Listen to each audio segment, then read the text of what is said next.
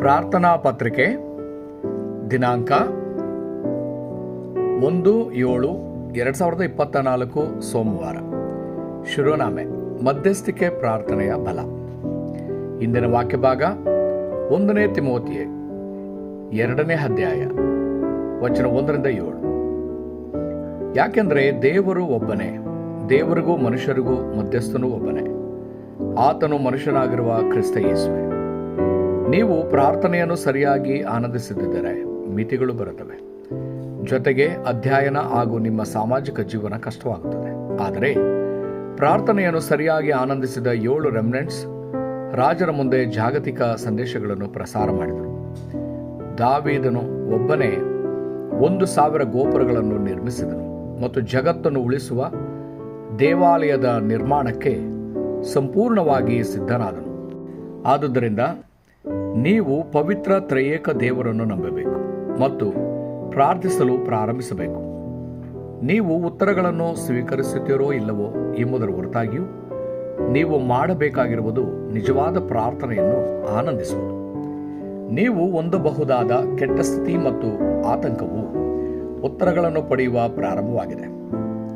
ವೈದ್ಯರು ರೋಗಗಳನ್ನು ಗುಣಪಡಿಸಬಹುದು, ಆದರೆ ಮೂಲಭೂತ ಸ್ವಸ್ಥತೆ ದೇವರಿಂದ ಮಾಡಲ್ಪಡಬೇಕು. ನೀವು ಪ್ರಾರ್ಥನೆಯನ್ನು ಪ್ರವೇಶಿಸಿದ ನಂತರ ಖಿನ್ನತೆ ಕೂಡ ಮಾಯವಾಗುತ್ತದೆ.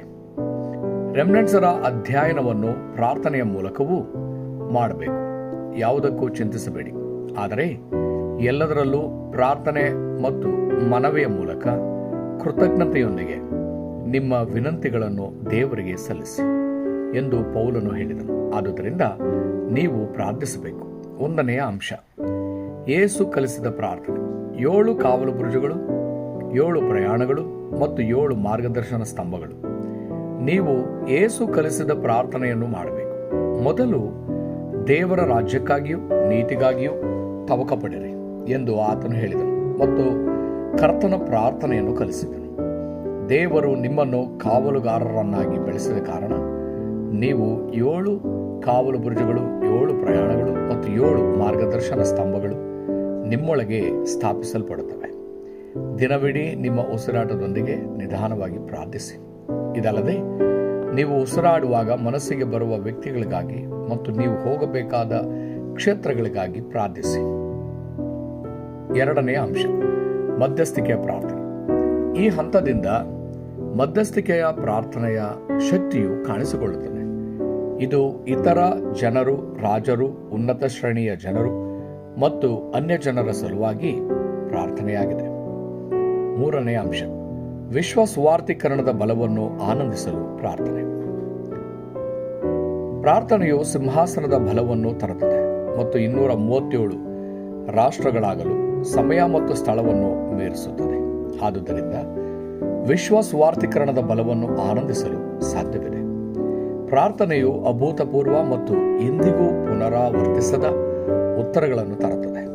ಪ್ರಾರ್ಥನೆಯ ಮೂಲಕ ನೀವು 1,000 ಕಾವಲು ಬುರುಜುಗಳನ್ನು ಮತ್ತು 3 ಪ್ರಾಂಗಣಗಳನ್ನು ನಿರ್ಮಿಸಿದರೆ ಎಲ್ಲ ಜನರು ಬರುತ್ತಾರೆ. ಪ್ರಾರ್ಥನೆಗಳು ಸಿಂಹಾಸನದ ಮೇಲೆ ದಾಖಲಾಗಿರುವುದರಿಂದ ಅವುಗಳಿಗೆ ಖಂಡಿತವಾಗಿ ಉತ್ತರಿಸಲಾಗುವುದು. ಪ್ರಕಟಣೆ 8ನೇ ಅಧ್ಯಾಯ ವಚನ 3-5. ಪ್ರಾರ್ಥನೆಯು ಆಧ್ಯಾತ್ಮಿಕ ವಿಜ್ಞಾನವಾಗಿದೆ.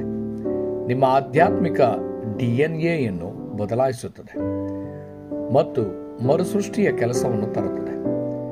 George Muller, D.L. ಮೂಡಿ ಮತ್ತು ಜಾನ್ ರಾಕ್ಫೆಲ್ಲರು ಪ್ರಾರ್ಥನೆ 24 ಗಂಟೆಗಳು ಪ್ರಾರ್ಥಿಸುವ ವ್ಯಕ್ತಿಗಳಾಗಿದ್ದರು.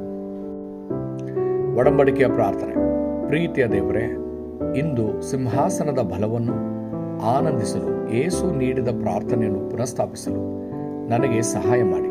ದಯವಿಟ್ಟು ಉತ್ತರಗಳನ್ನು ತರುವ ಕಾವಲು ಬುರುಜನ್ನು ಎಬ್ಬಿಸಿ ಮತ್ತು ಅನಿವಾರ್ಯವಾಗಿ ಜಗತ್ತನ್ನು ಉಳಿಸುವ ಪ್ರಯಾಣವನ್ನು ತೆರೆಯಿರಿ.